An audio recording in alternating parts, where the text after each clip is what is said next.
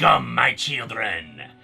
Let's see how Dynamite Entertainment adapts the original Dracula novel, and how well it keeps things spooky, shall we?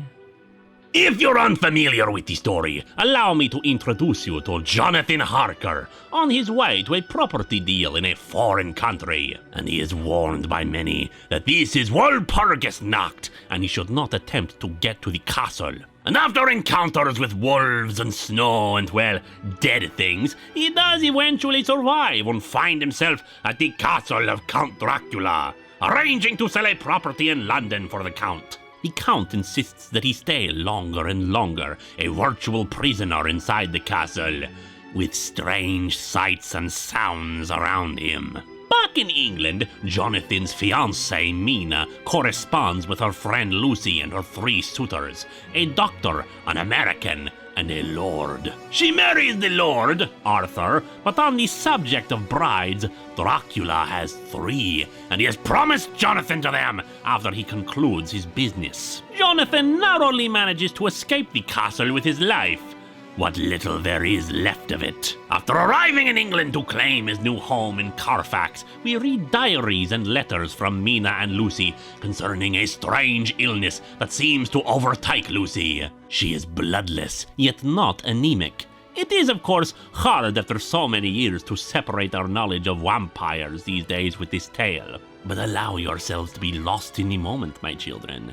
Strange things are afoot. In the lunatic asylum run by our former suitor doctor, there is a man named Renfield who collects spiders and flies and seems to know about our dear Dracula. And while Mina goes off to reunite and marry the escaped Jonathan, Lucy's condition calls for a specialist in rare diseases, Dr. Van Helsing. Unfortunately, despite their best efforts, giving blood transfusions and laying garlic around her window each night, she is dead a short time later. Upon Jonathan and Mina's return to the area, they meet with Dr. Van Helsing and share Jonathan's journal of the events at Dracula's castle.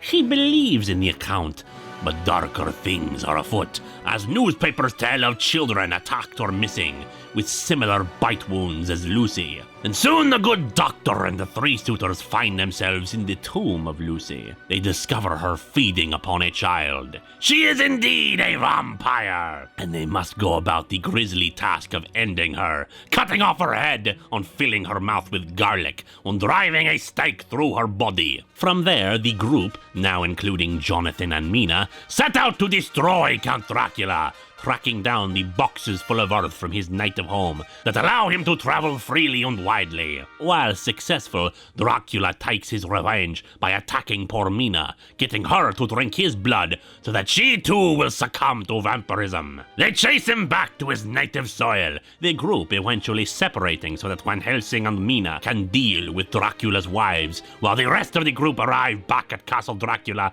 just in time to stake his heart and destroy the foul beast, although one of their number perishes in the attempt. And 7 years later, most of the records of this strange encounter have been lost. So how fortunate is it that they have all been collected for this comic, eh? The Complete Dracula is one of the best adaptations of the original story, embellishing little and focusing on the mood, the atmosphere, and horror of our beloved Dracula.